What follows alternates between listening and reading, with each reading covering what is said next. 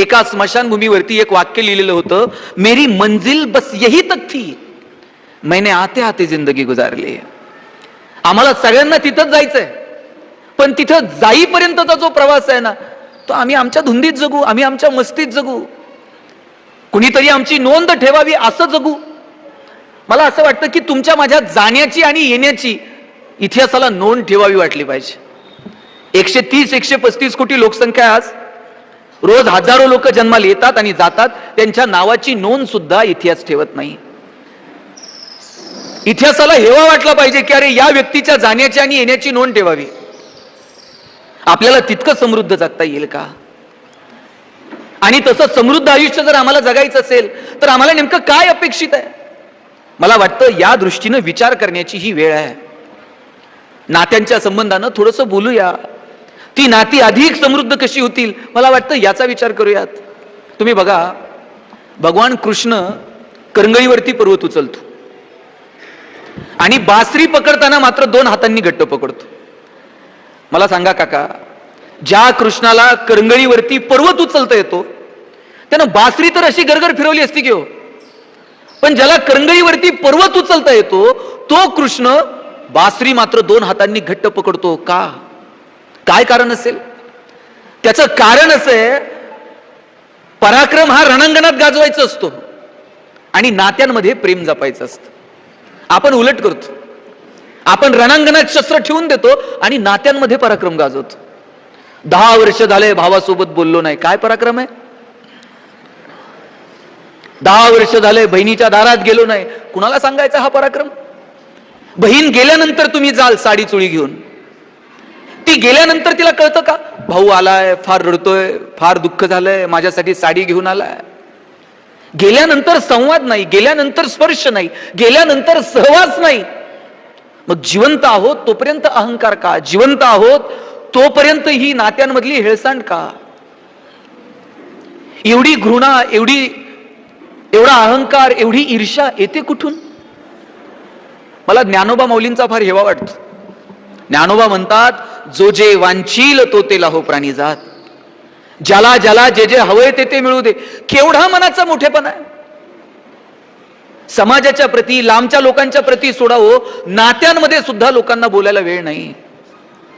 परवा एका म्हाताऱ्या वडिलांनी पेन्शन मधून फोन विकत घेतला आणि पोराला सांगितलं आता मी पण फोन विकत घेतलाय.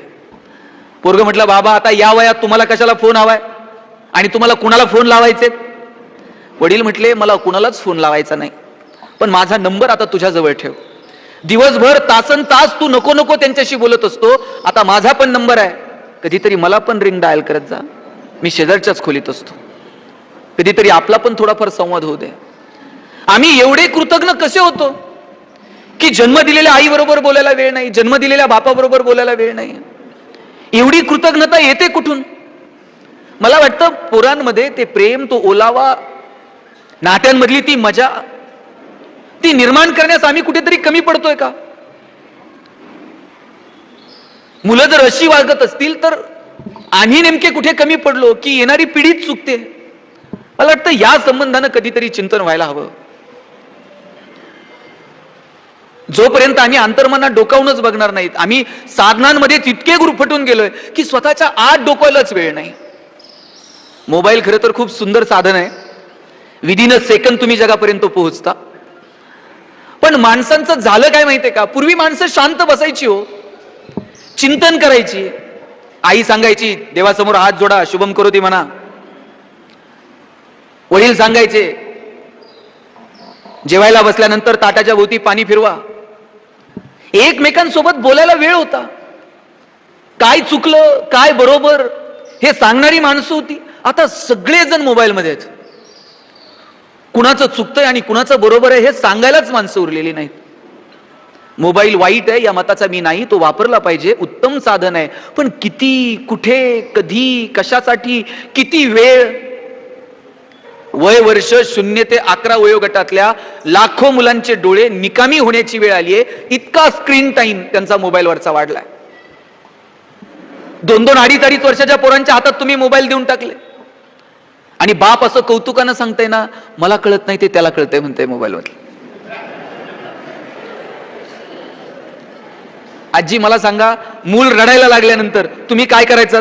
त्या मुलाला जवळ घ्यायचं आणि जवळ घेतल्याबरोबर ते मुलगा रडणं, आणि ते का थांबवायचं माहितीये? आईच्या गर्भात असताना त्या मुलानं पहिल्यांदा काय ऐकलंय? आईच्या हृदयाचे ठोके ऐकलेत. त्याच्या ते इतके परिचित आहेत, आईनं जवळ घेतल्याबरोबर मूल रडणं थांबवायचं. त्याला कळायचं माझी आई आहे.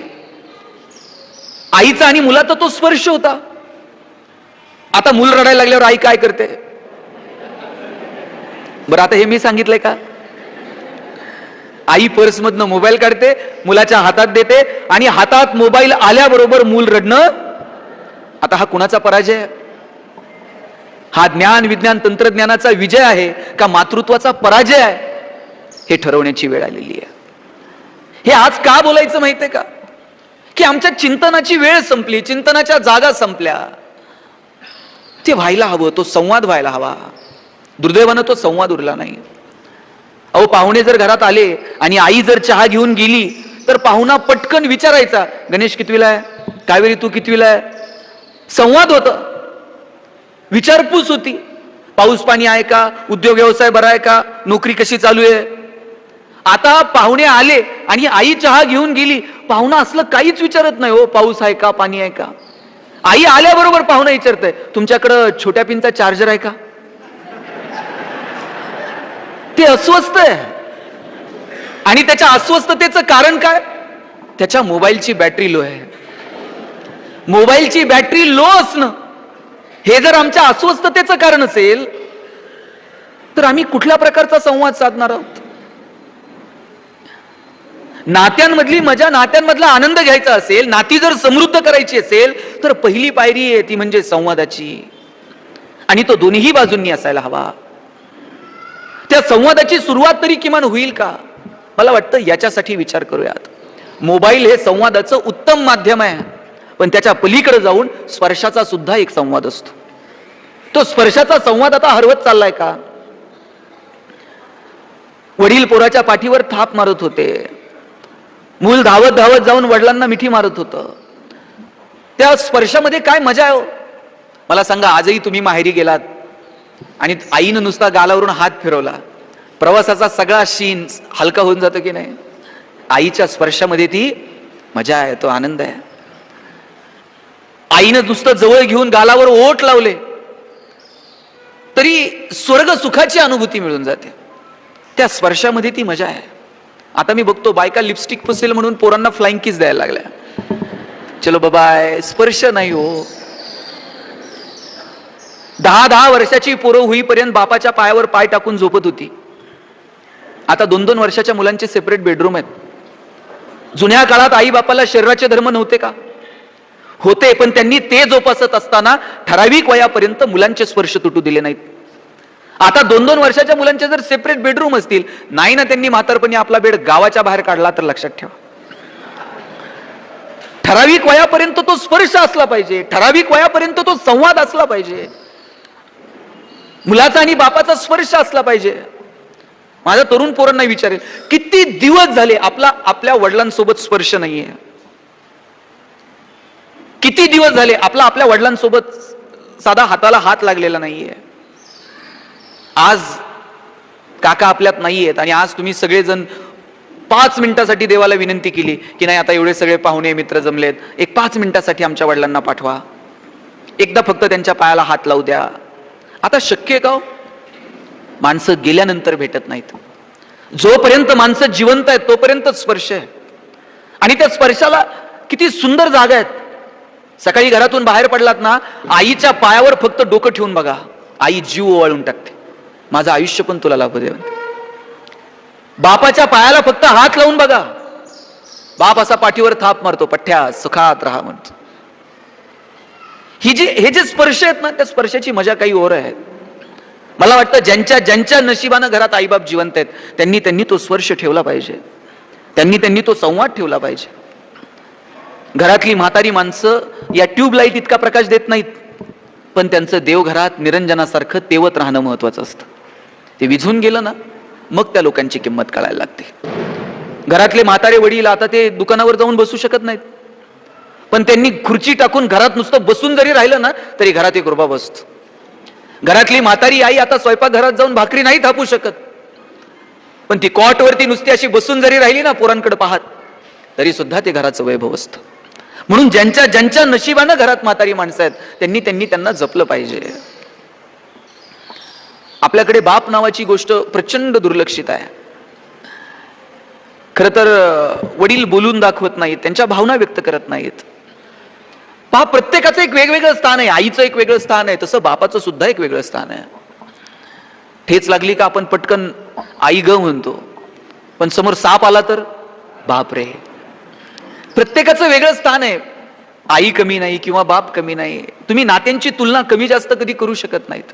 प्रत्येकाचं एक वेगळं स्थान आहे.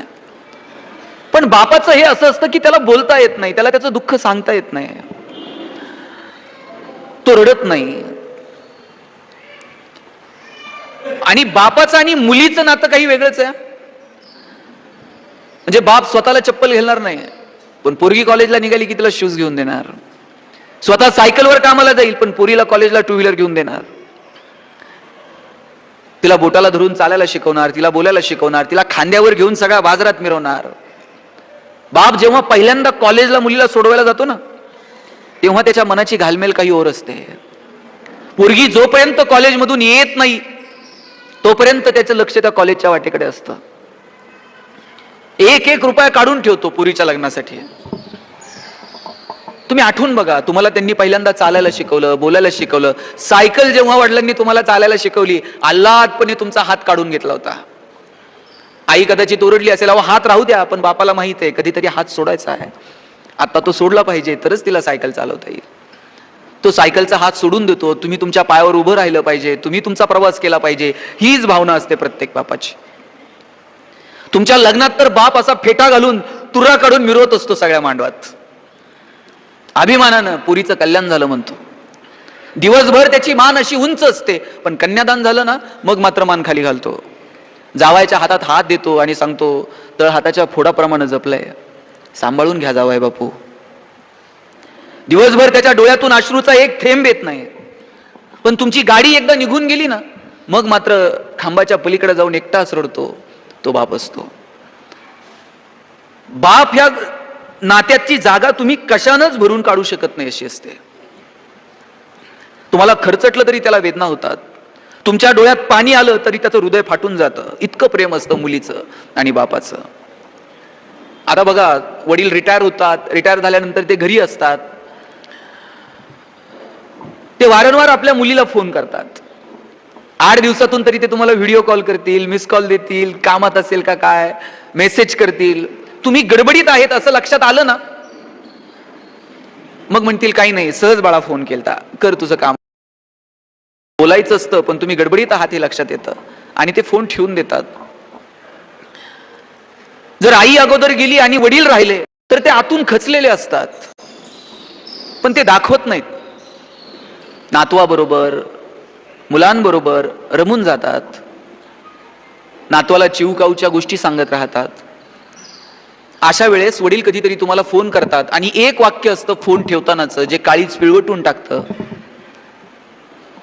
बाबांनो, आम्ही आहोत तोपर्यंत येत चला.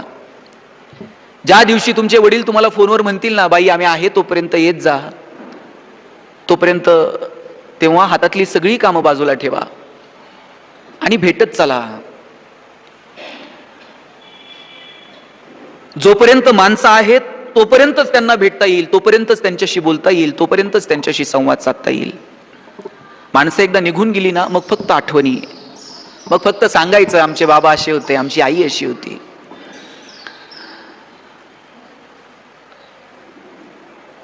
या आणि माणसासोबत देव इतका सुंदर वागलाय, इतका सुंदर वागलाय. जन्माला येण्याची बातमी देव 9 महिने आधी सांगतो. कुणीतरी जन्माला येणार आहे त्याचे संकेत 9 महिने अगोदर मिळतात आपल्याला. मग आपण तयारी करतो, सेम टी शर्ट बी शर्ट, ते सगळं कार्यक्रम वगैरे छान असतं सगळं. कुणीतरी तुमच्या घरात जन्माला येणार आहे याचे संकेत देव आपल्याला 9 महिने आधी देतो. पण कुणीतरी जाणार आहे याचे संकेत भगवंत 9 मिनिट पण आधी देत नाही. याच्यापेक्षा सुंदर काय वागावं देवानं आपल्यासोबत. आणि जर आपल्याला 9 महिने आधीच पत्र आलं असतं, हा तुमचं आवरलंय, हिशोब करून घ्या.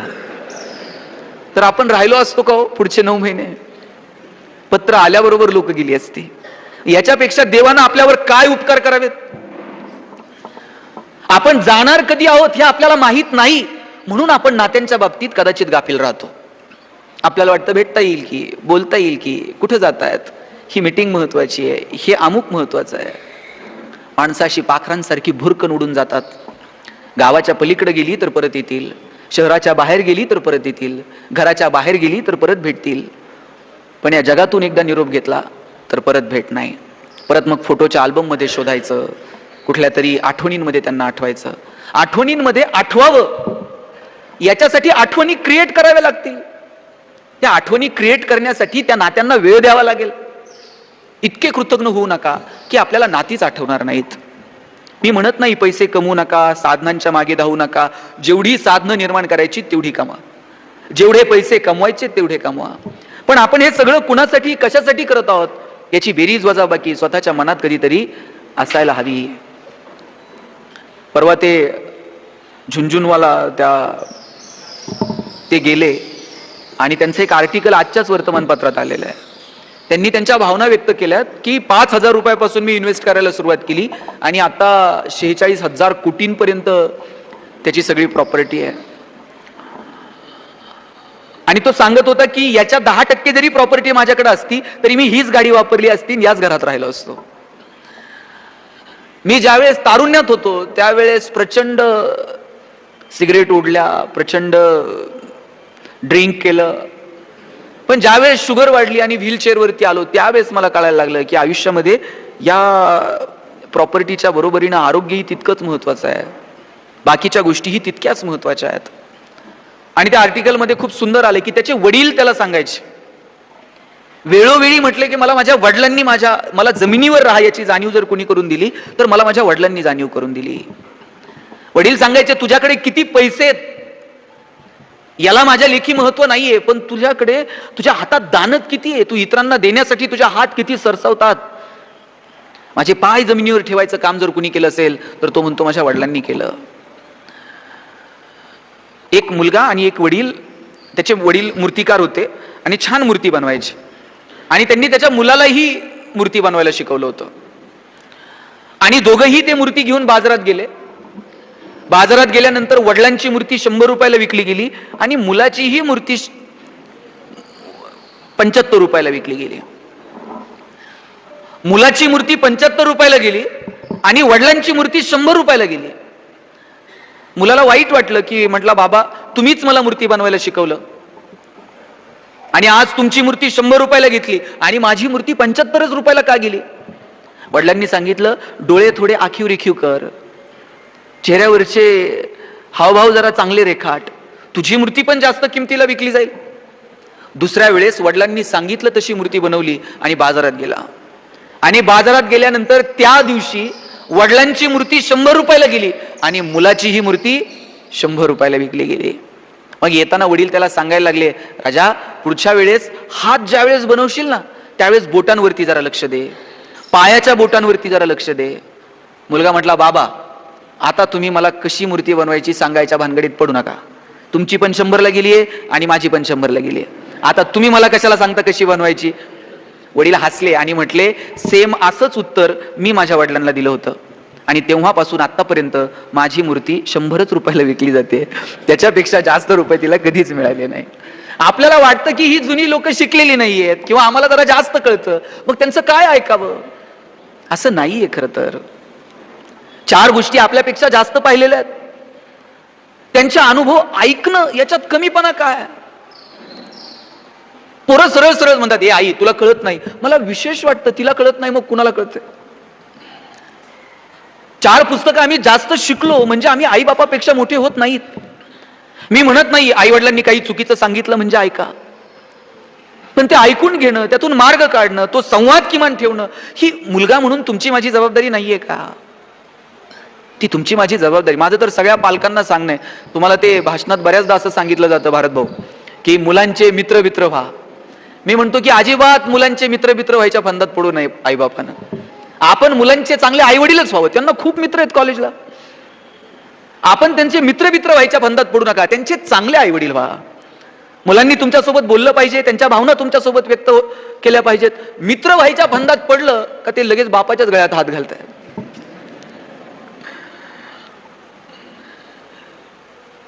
तो संवाद तितक्या पद्धतीनं असावा, पण त्या नात्यांमधला आदरही गमावता कामा नये.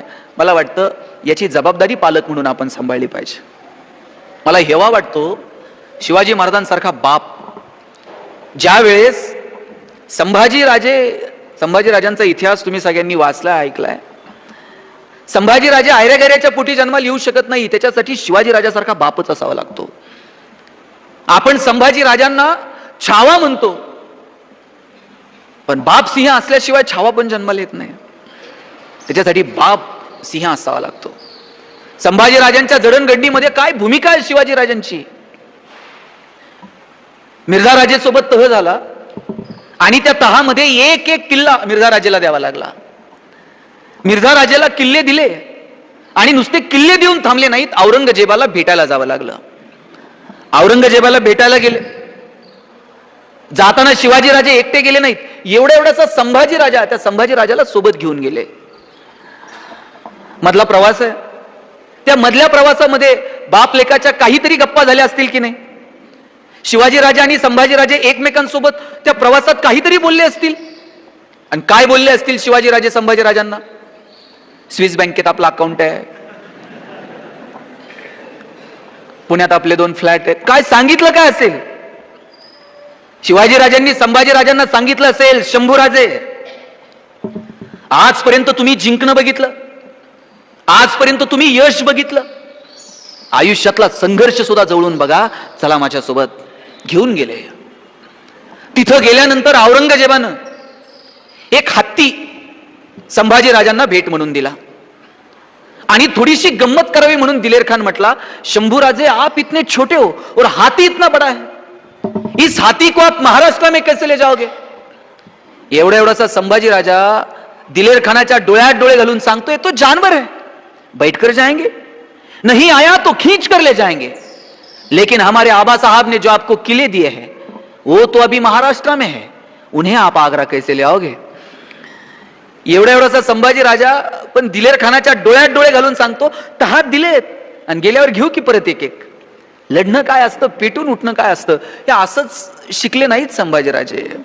त्यांनी पाहिलं निधड्या छातीचा आपला बाप. आयुष्यात कितीतरी संकट आली पण गर्भगडीत होत नाही. संकटांच्या समोर छाती काढून शिवाजीराजे उभे राहतात. स्वाभिमान उगाच संभाजीराजांच्या रक्तात नसानसात बघायला मिळत नाही. अहो, औरंगजेबानं 5000 मनसबदारीच्या सरदारांच्या रांगेमध्ये शिवाजीराजांना उभं केलं.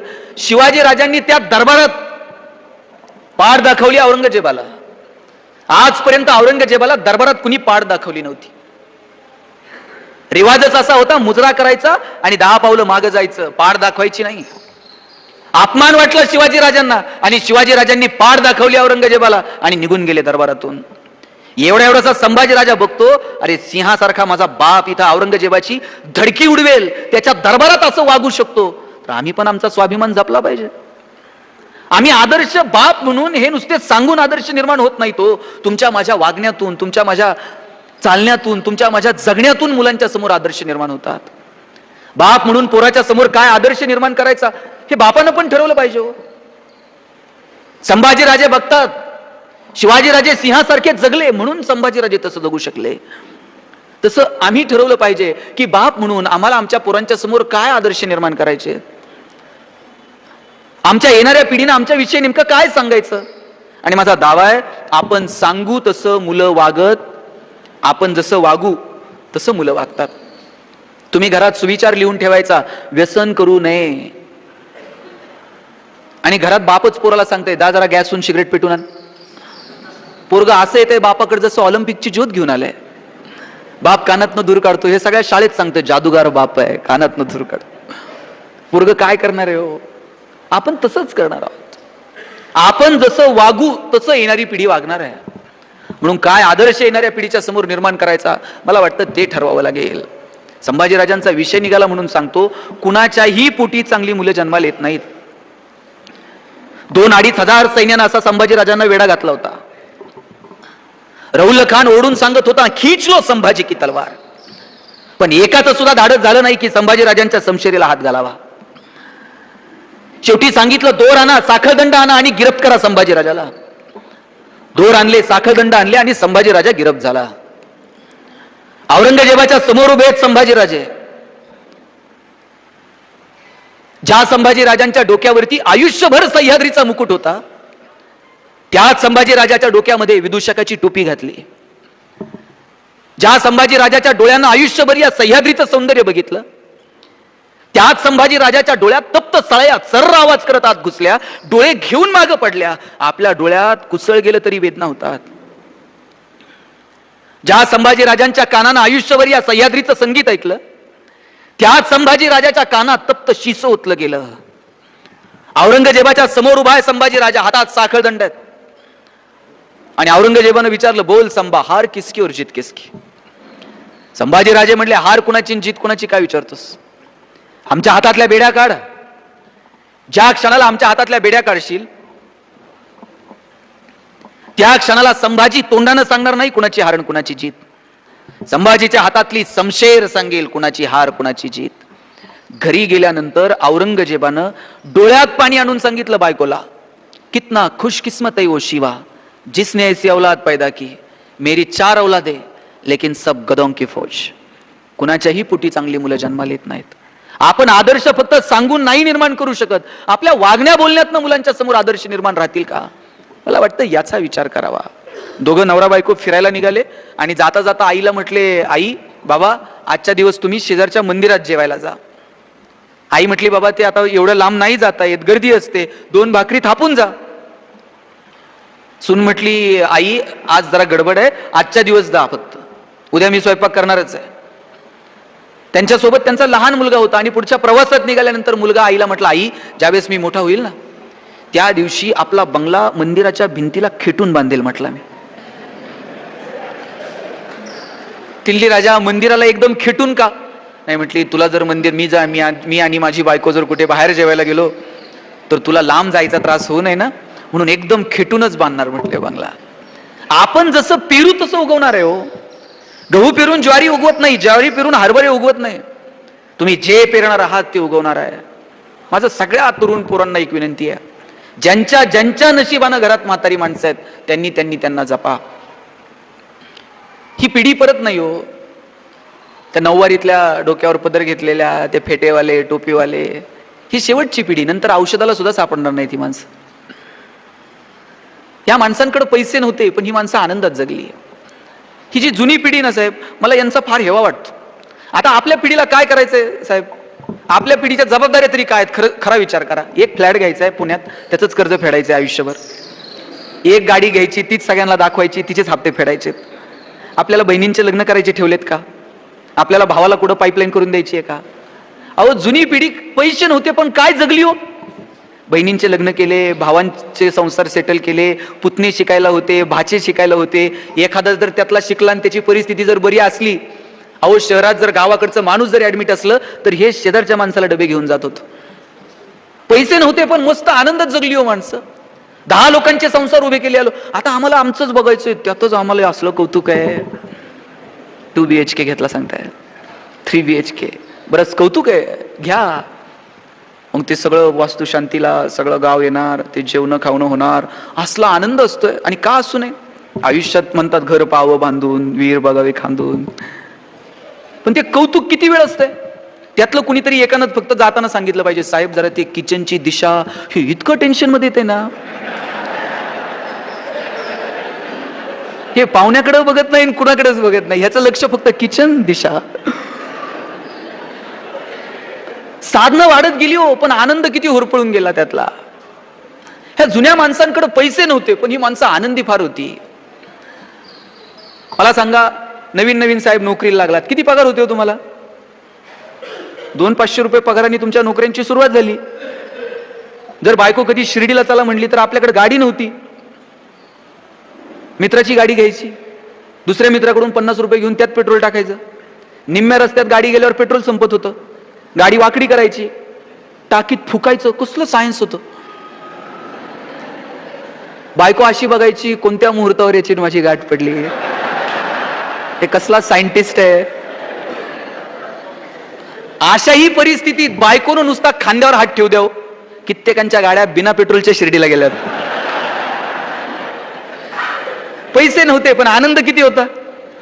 आता एसी गाड्या आहेत नवरा बायकोकडं, एसी गाड्यांमध्ये नवरा बायको फिरतात.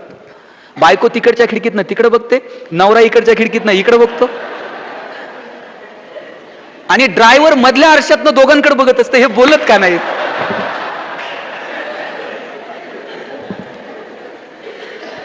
साधनं प्रचंड वाढली पण आनंद मात्र त्यातला किती होरपळून गेला. रस्ते सुधारले आमचे, सिमेंट कॉन्क्रीटचे झाले. मी सुरुवातीलाच म्हटलं किती प्रचंड प्रगती केली. रस्ते सिमेंटचे झाले पण आमचं चालणं सुधारलं नाही. प्रत्येकाच्या हातात मोबाईल आले पण आमचं बोलणं सुधारलं नाही. पैशाच्या जोरावर हजारो किलोमीटर दूर असणारे चंद्र, सूर्य, ग्रह, तारे दुर्बिणीच्या साह्यानं जवळ करून पाहिले, पण आयुष्यभर शेजारी राहणाऱ्या माणसाबरोबर प्रेमाचे संबंध निर्माण होऊ शकले नाहीत. आम्ही कुठल्या प्रगतीच्या गप्पा करत आहोत? जोपर्यंत आम्ही नाती जमत नाहीत, जपत नाहीत, त्यातली समृद्धता शोधत नाहीत. भूतानसारखं राष्ट्र आहे आपल्या शेजारी, ज्यांनी समाधानाचा निर्देशांक जाहीर केला. सगळ्या जगाचे डोळे विस्पारले. भूतान सांगत होतं आमचे रस्ते चमचमीत नाहीयेत पण आम्ही समाधानी आहोत जगात. एक तर दिवस येईल आपल्याला सगळ्यांची प्रगती ही समाधानाच्या पातळीवरती मोजावी लागेल, आणि त्याच्यासाठी नाते समृद्ध असायला हवीत. कोणतंही राष्ट्र जर उद्ध्वस्त करायचं असेल ना, तिथं बॉम्ब आणून टाकायची गरज नाहीये. तिथली शिक्षण व्यवस्था आणि कुटुंब व्यवस्था उद्ध्वस्त करा, तर देश आपोआप उद्ध्वस्त होईल. आपण आपल्या मुलांना काय शिकवतो? आपण आपल्या मुलांना कुठली कुटुंबाची व्यवस्था दाखवतो? अहो, त्यागात मजा होती. कुणासाठी तरी त्याग करण्यात मोठेपणा वाटत होता लोकांना. आता मला नवीन मुलींचं माहित नाही, पण जुन्या बायका मला सांगा, घडी मोडणे हा प्रकार तुम्हाला माहिती आहे का नाही साडीचा? नवऱ्यानं जर नवीन साडी आणली तर बाई काय म्हणायची? तू घडी मोड. जावला घडी मोडायला देईल, नंदला घडी मोडायला देईल, घरात कामाला असणाऱ्या बाईला ती बाई म्हणायची, बाई तू घडी मोड, तू घडी मोडली ना मला लवकर नवीन साडी मिळते. घडी मोडणं म्हणजे काय होतं? आपल्याला कुणीतरी साडी घेतलीये पण चला तिला पहिल्यांदा घालायला देऊ. आता घडी मोडणं आहे का? ती साडी आणल्यावर कधी साडी घालते, कधी फोटो, कधी स्टेटस, कधी त्याच्यावर कमेंट्स. कसली घाई आहे? मग आता विषय निघालाय म्हणून मला सांगा, आपल्याला आनंदी राहायचंय का आपण आनंदी आहोत हे जगाला दाखवायचंय? हा, राहायचंय? खरं सांगा, राहायचंय का दाखवायचंय? नक्की. हे खूप सोपं आहे. आनंदी राहणं खूप सोपं आहे. गडबड कुठे आहे माहितीये का? लोकांना दाखवण्यात गडबड आहे की आम्ही आनंदी आहोत. 10 लाख रुपये खर्च करून लोक परदेशात फिरायला जातात.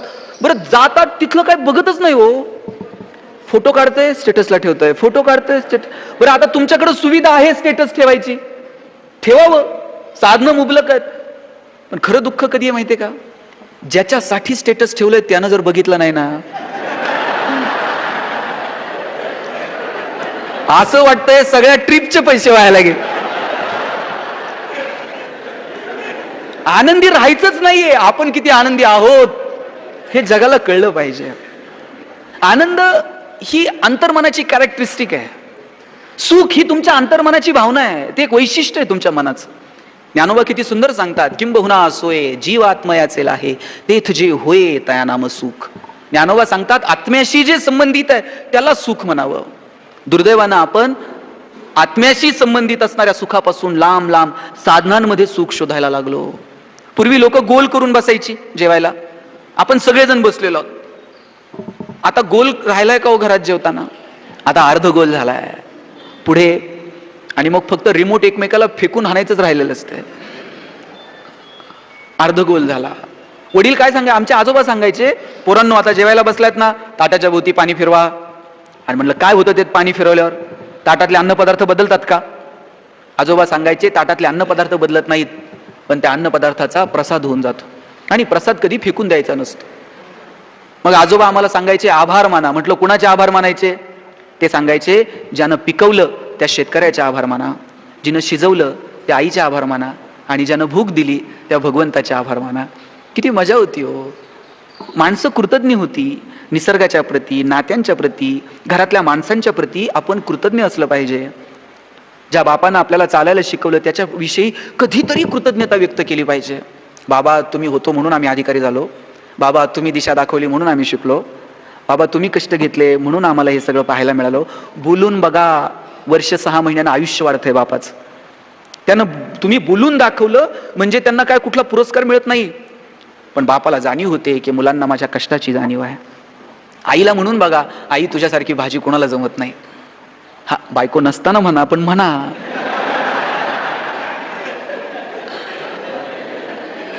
नंतर तिलाही म्हणा, तुझ्या हाताची टेस्ट काही वेगळीच आहे. काय लागतो कौतुक करायला, काय लागतो? आणि कुणाला कौतुक आवडत नाही मला सांगा? अहो, भगवंताला सुद्धा त्याचं नाव घेतलेलं आवडतं. आपण तर माणसं आहोत. कौतुक करून बघा. जन्म दिलेल्या आई वडिलांच्या ऋणातून मुक्त होण्याची संधी नाही. एक जणानं सांगितलं, म्हटलं आई मला तुझ्या ऋणातून मुक्त व्हायचंय. म्हटलं आई म्हटली आता कसं होणार? तू सांगशील ते करील. इकडचा डोंगर तिकडं उचलून ठेवल, काही करेल तुझ्यासाठी, चंद्र सूर्य ग्रह तारे आणील. आई म्हणली असलं काही करू नको, आजच्या दिवस माझ्या शेजारी झोप, रात्री माझ्या ऋणातून मुक्त होऊन जाशील. एवढंच म्हटलं, झोपतो. आईच्या शेजारी झोपला. याला डोळा लागला आणि आई म्हणली बाबा जरा पाणी आणशील का? हे चिडणार. ह्याला आठवलं नाही ऋणातून मुक्त व्हायचंय. डोळे चोळत चोळत तांब्याभर पाणी आणलं, आईला पाणी प्यायला दिलं. परत आईच्या शेजारी झोपला. 10 मिनिटं झाले ना आईनं तांब्या कळून दिला. याचे कपडे ओले झाले. आता तर याची तळपायची आग मस्तकाला गेली. पण म्हटला नाही, ऋणातून मुक्त व्हायचंय. तसाच झोपला. ठीक आहे म्हटलं आई, होऊ दे कपडे ओले. आईनं दुसऱ्यांदा तांब्या सांडवला. आईनं तिसऱ्यांदा परत पाणी आणायला सांगितलं.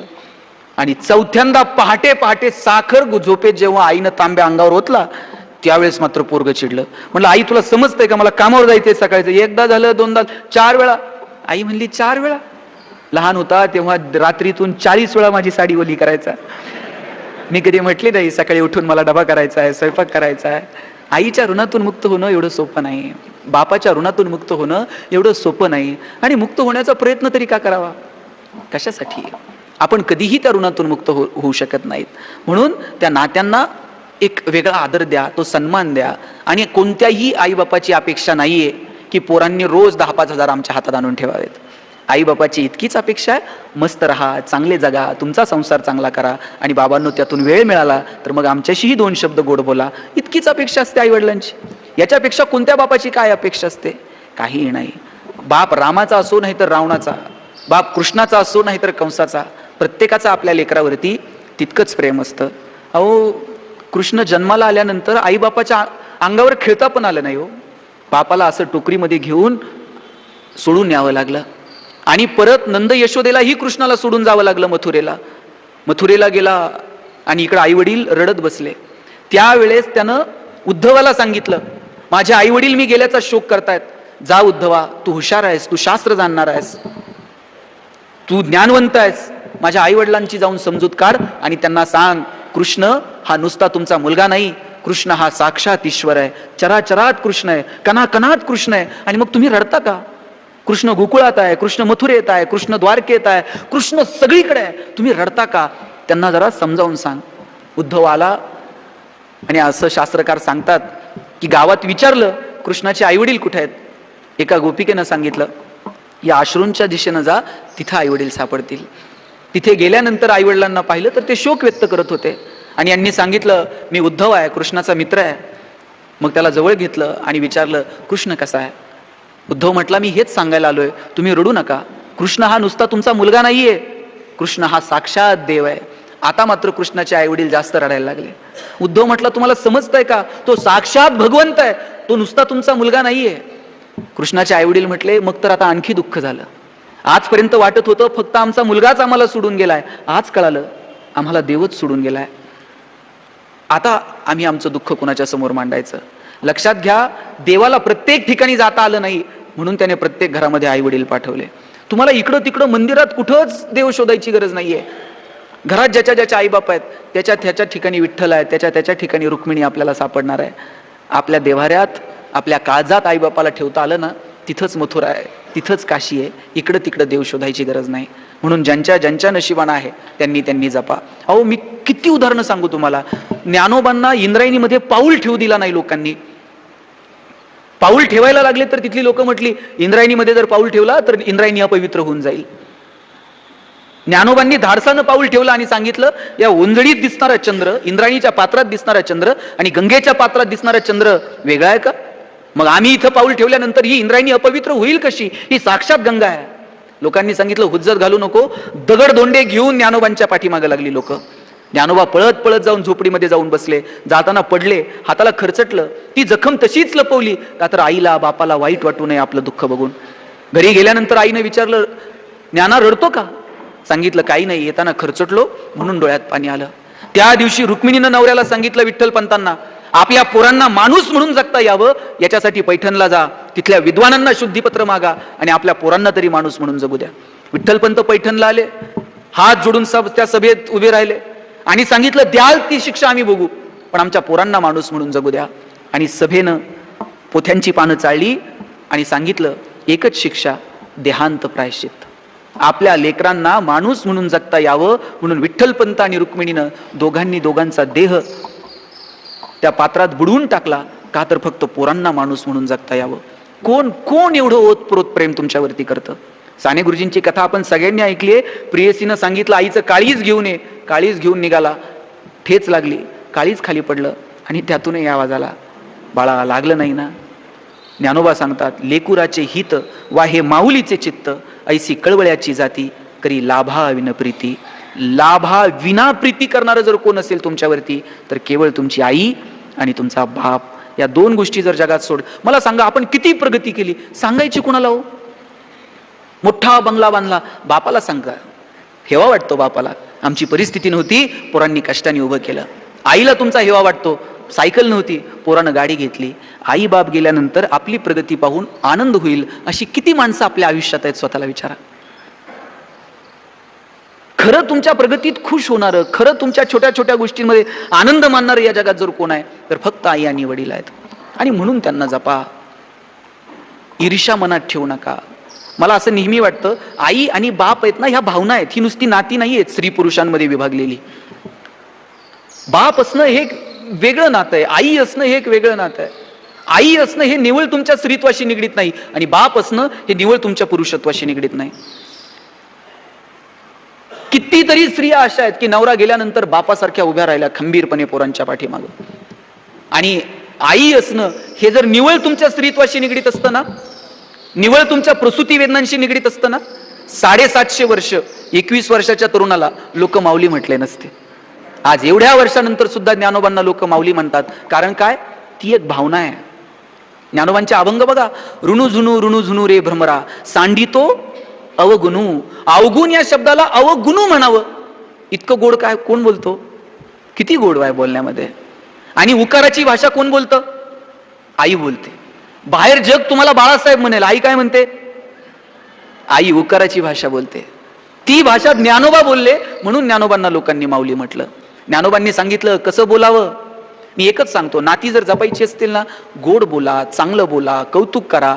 चुका सांगायच्या असतील ना तर कानात सांगा, आणि कौतुक करायचं असेल ना 4 चौघात करा. आपण उलट करतो, 4 चौघात चुका दाखवतो आणि कौतुक कानात करतो. तुमचं पोरग खोड्या करतंय ना, पाहुणे आल्यावर म्हणायचं नाही बावळट आहे. कोणाचं आहे? आणि आपण का म्हणावं? आणि पाहुण्यासमोर बावळट म्हणून ते ऐकतंय का? पाहुण्यासमोर म्हणायचं आमचा दादा इतका हुशार आहे ना, दादा लगेच पुस्तक घेऊन बसतंय पाहुण्याच्या पुढं. ते हुशारी सिद्ध करायची एक पण संधी सोडत नाही.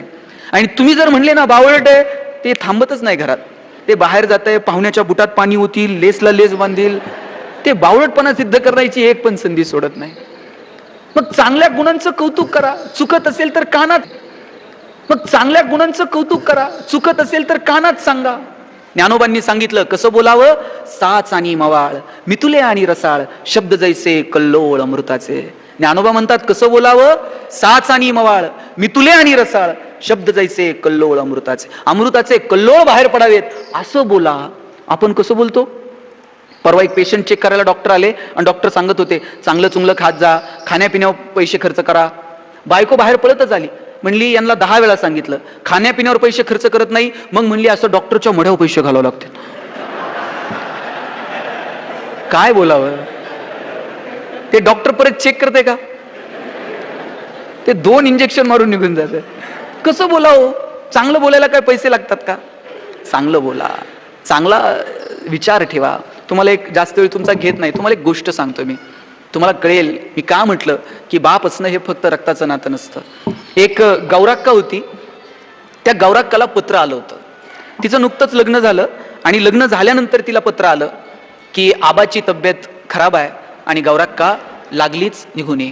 पूर्वी अशी पत्र यायची, पूर्वी पोस्टमन यायचे, आता पोस्टमनच सापडत नाही, कारण पत्र पाठवणारी माणसंच नाहीत. आता पोस्टमन आला तरी दोनच गोष्टी घेऊन येतो, एक तर पोस्टपेडचं बिल, नाहीतर कर्जाची नोटीस. याच्या पलीकडे काय, कारण कुणी पत्र पाठवणार उरलं नाही.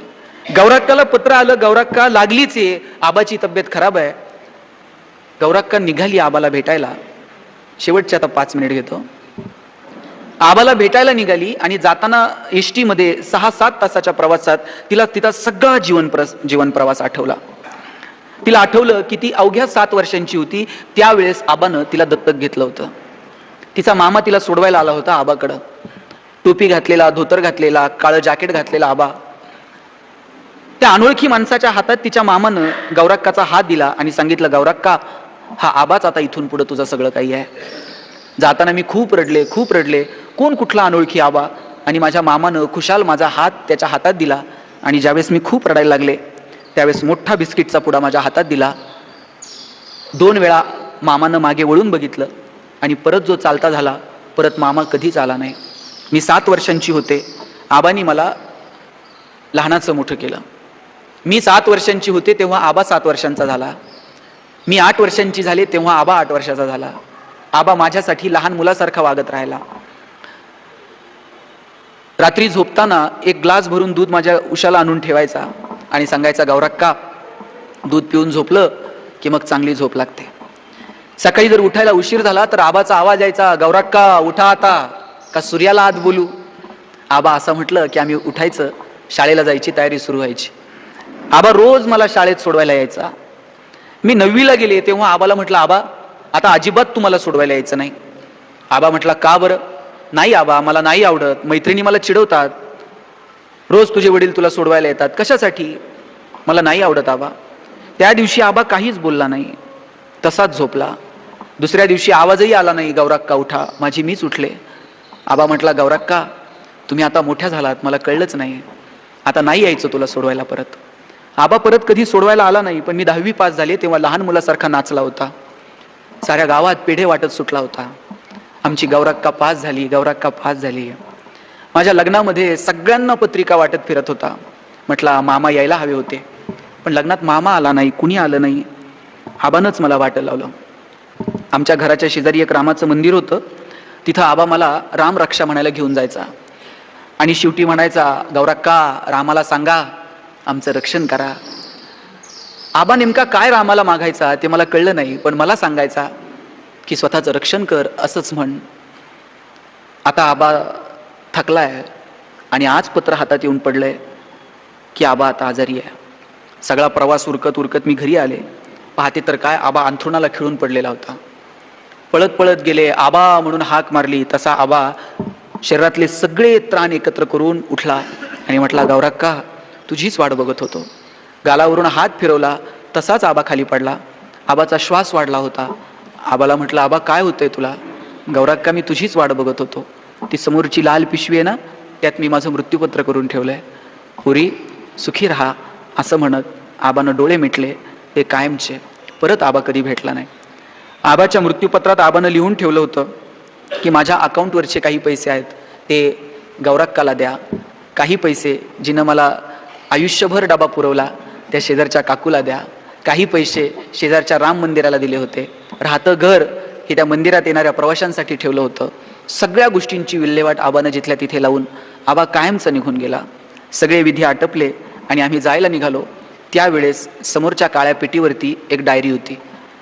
ती डायरी घेतली आणि एक पान उलटायला लागले. तर आबानं त्यात लिहून ठेवलं होतं, गौराक्का, मी जन्माला आलो आणि माझी आई गेली. थोडासा मोठा झालो आणि माझे वडील गेले. आईचं प्रेम मिळालं नाही, वडिलांचा हात मिळाला नाही. अशाच लाथाबुक्क्या खात मी लहानाचा मोठा झालो. नंतर एक शेठजी भेटले. त्यांनी मला लिहायला शिकवलं, हिशोब करायला शिकवला आणि मग मी हिशोबाची कामं करायला लागलो. 2 पैसे गाठीला मिळायला लागले. लग्न केलं आणि लग्न झाल्यानंतर 6 महिन्यातच माझी पत्नी गेली. आणि मग मला कळालं, माझ्या आयुष्यात जी माणसं येतात ती अशी हारून जातात. लोक म्हटली दुसरं लग्न करा, पण परत कुणावरती अशी वेळ येऊ नये माझ्यामुळं, म्हणून मी लग्न केलं नाही. आता म्हातारा व्हायला लागलो तेव्हा कुणीतरी म्हटलं, कन्यादान जर हातातून झालं नाही तर पुढचा जन्म चांगला मिळत नाही. कुणीतरी असलं सांगून ठेवलं, म्हणून आपल्या हातून कन्यादान व्हावं या स्वार्थी हेतूनं खरं तर मी तुला दत्तक म्हणून घेतलं. पण गौराक्का, तू कधी माझी झाली हे माझं मलाच कळलं नाही. खरं सांगू, राम मंदिरात ज्या ज्या वेळेस मी रामाकडे रामरक्षा म्हणायचो, त्या वेळेस प्रत्येक वेळेस सांगायचो, रामा, जन्माला आलो आई गेली, मोठा झालो बाप गेला, लग्न झालं बायको गेली, हे लोकांचं लेकरू आता घरात पोरगी म्हणून आणलंय, माझा जीव घे, पण माझ्या गौराक्काचं मात्र रक्षण कर, तिला मात्र कायमचं जग. हातातली डायरी तशीच पडून गेली. आणि मग मी विचार करायला लागले की आबा नेमका माझा कोण होता. नात्यानं माझा बाप नव्हता, कुणी नव्हता, पण आपलंही आयुष्य माझ्या लिकीला या पुरीला लाभावं याच्यासाठी तो धडपडत राहिला. लक्षात घ्या, आई असणं बाप असणं हे नुसतं रक्तानं ठरत नाही. आई असणं बाप असणं ही एक भावना असते. आज ज्या ज्या वेळेस बाप हा शब्द आठवतो त्या वेळेस आई गौराक्काला आबा आठवतो. मला वाटतं ते प्रेम, ती माया, ते ममता आपल्याला आपल्या आयुष्यात जोपासता येईल का, ती नाती आपल्याला जपता येतील का, याचा प्रयत्न करावा. आपल्याला नात्यांची किंमत कळत नाही. खरं तर नाती जेव्हा संपतात ना तेव्हा त्यांची किंमत कळते. दारात एखादं झाड असतं, ते जोपर्यंत आहे तोपर्यंत त्या झाडाकडे आपण बघत पण नाहीत. ते झाड कधीतरी रस्त्यात तुटून जातं आणि मग जाणवतं इथे एक झाड होतं, त्याची सावली होती. ते झाड नसल्यावर त्या झाडाची किंमत कळते, पण आहे तोपर्यंत आपण त्याच्याकडे पाहत सुद्धा नाहीत. ज्यांच्या नशिबानं अशी बुलंद खोडं विस्तारलेल्या फांद्यांचं झाड आहे, त्यांनी त्या झाडावर खेळा, बागडा. ते झाड म्हातारं झालं ना तरी त्याला वाटतं की पोरांनी यावं, या फांद्यांवरती बसावं, मजा करावी, आनंद घ्यावा. एक झाड होतं असं मोठं, आणि त्या झाडाच्या खाली एक पोरगं रोज खेळायला यायचं. त्या झाडाला मिठी मारायचं, मस्त मस्त छान चाललेलं होतं. आणि ते मूल त्या झाडावरती खेळत खेळतच लहानाचं मोठं झालं. आणि कालांतरानं ते मूल त्या झाडाकडे येत नव्हतं. झाडाला असं वाटायला लागलं की हे पोर माझ्या अंगाखांद्यावर खेळलं आणि आता येत नाहीये. मग एक दिवशी एकानं विचारलं, तो मुलगा येत का नाही, त्याला जरा बोलवा. त्याला बोलवलं आणि विचारलं, बाबा लहानपणापासून नेहमी माझ्याकडे यायचा, आता काय येत नाही. ते मूल म्हटलं, बाबा आता मी काय लहान राहिलेलं नाही, आता मी मोठा झालोय, जरा 4 पैसे मला कमवू दे. मला किती टेन्शन आहे, कसलं टेन्शन आहे, 1 रुपया नाही माझ्याकडं, मला जरा 4 पैसे कमवू दे, मग मी तुझ्याकडे येईल. झाड म्हटलं, एवढंच आहे ना, माझी सगळी फळं घेऊन जा, बाजारात विक, खूप पैसे मिळतील. झाडानं अशा फांद्या खाली केल्या, त्याला खूप पैसे मिळाले, सगळी फळं बाजारात विकली. 4-10 दिवस ते पोर यायला लागलं आणि नंतर परत येईन असं झालं. झाडानं विचारलं, बाबा आता काय झालं. म्हटलं, आता नुसतं पैशांचं काय करू, मला घर नाही राहायला, मला घर पाहिजे, मी आता घरासाठी धावपळ सुरू केली आहे. झाड म्हटलं, बाबा घर नाही आहे माझ्याकडं, पण माझ्याकडे फांद्या आहेत, त्या सगळ्या फांद्या तू घे, पण त्याचं घर कर. झाडाच्या सगळ्या फांद्या तोडल्या आणि त्या फांद्यांचं त्यानं घर बनवलं. 4-10 दिवस आला, परत येईन असा झाला. आणि मग म्हटलं, बाबा आता काय झालं, नुसत्या घराचं काय करू, हा समुद्र ओलांडून मला पलीकडे जायचं आहे, पलीकडचं शहर बघायचं आहे, मला त्याच्यासाठी पैशांची जमवाजमव करायची आहे. झाड म्हटलं, आता माझ्याकडे काही नाही, पण एवढं खोड उरलंय, या खोडाची तू होडी बनव, छान समुद्र करून पलीकडे निघून जा. त्या खोडाची होडी बनवली, पलीकडे निघून गेला. झाडाकडं आता काहीच उरलं नव्हतं, खोडाचा छोटासा बुंधा आणि जमिनीत असणारी मुळं एवढंच उरलेलं होतं. तरी सुद्धा येणाऱ्या जाणाऱ्या माणसांना तो विचारायचा, माझं पोर परत इकडे फिरकेल का, ते येईल या आशेनंच फक्त माझे कोंब टिकून आहेत, म्हणून तर माझी मुळं जमिनीतून पाणी शोषत आहेत. आता त्राण उरले नाहीत, आता जगण्याची इच्छा उरलेली नाहीत, फक्त एवढंच सांगा, तो येणार आहे का, आणि नाही जरी आला तरी तिथे खुशाल आहे का. लेकुराचे हित वाहे माऊलीचे चित्त, ऐसी कळवळ्याची जाती करी लाभाविन प्रीती. एवढं प्रेम कोण करतो म्हाताऱ्या बापात, आणि या फक्त मुळं उरलेल्या खोडात काहीही फरक नाही. ज्यांच्या नशिबानं मुळं अजून तग धरून आहेत आणि खोडांमध्ये अजून त्राण आहेत, त्यांना जपा, तिथे जा, त्यांना तो स्पर्श द्या, एवढीच अपेक्षा या निमित्तानं व्यक्त करतो. आणि हो, ईर्ष्या, अहंकार, द्वेष, मत्सर माणसाला माणूस ठेवत नाही. शेवटचे 2 मिनिट घेतो. ज्ञानोबांनी सांगितलं, पसायदान मागितलं ज्ञानोबांनी. पसायदानाचा पहिला शब्द काय साहेब, आता. ज्ञानोबांची एवढी मोठी ज्ञानेश्वरी, एवढं शब्द सामर्थ्य, कोणत्याही शब्दानं पसायदानाची सुरुवात करता आली असती. किंवा, पण, परंतु, म्हणून, किंबहुना, काहीही म्हणता आलं असतं. आता हाच शब्द ज्ञानोबांनी का निवडला असेल पसायदानाची सुरुवात करताना? आता हा निरोपाचा शब्द आहे. आता हा निर्वाणीचा शब्द आहे. भाषण झाल्यानंतर मी संतोषजींना भेटेल, नमस्कार करेल आणि म्हणेल आता येतो. तुम्ही सगळे एकमेकाला भेटाल आणि म्हणाल आता येतो. आता हा निरोपाचा शब्द आहे. ज्ञानोबांनी निर्वाणीचं मागणं मागितलंय भगवंताला, आता. आणि मागणं सुद्धा कसं हो? आता भगवंता, आता पांडुरंगा, आता विठ्ठला म्हणू शकले असते. पांडुरंगाचे भक्त आहेत, पण विठ्ठला नाही, पांडुरंगा नाही. जात धर्म पंथ या सगळ्याच्या पलीकडे जाऊन जो कोणी या विश्वाचा रचनाकार आहे, माऊली त्याला साकडं घालतात. आता विश्वात्मके देवे येणे वाग्यज्ञे तोषा. आणि मागणं सुद्धा असं लाचार होऊ नये का हो? काही करावं, द्यावंच लागतंय असलं नाही. मागणं सुद्धा असलं रुबाबात आहे. हा वाग्यज्ञ तुमच्या समोर ठेवलाय, याच्यावर जर तुम्ही संतुष्ट असाल तर तोषोनी मज द्यावे असाय दान आहे. आणि पहिलं मागणं कुणासाठी मागितलं? जे खळांची व्यंकटी, जे खल आहेत, जे दुर्जन आहेत, त्यांच्यासाठी पहिल्यांदा. आपल्याला जर मागायची वेळ आली तर नवरा बायकोसाठी, बायको नवऱ्यासाठी, दोघं मिळून पोरांसाठी, फार फार तर मेहुण्यासाठी. हा, डॉक्टर असलं तर मेहुण्यालाच मेडिकल द्यावं लागतं.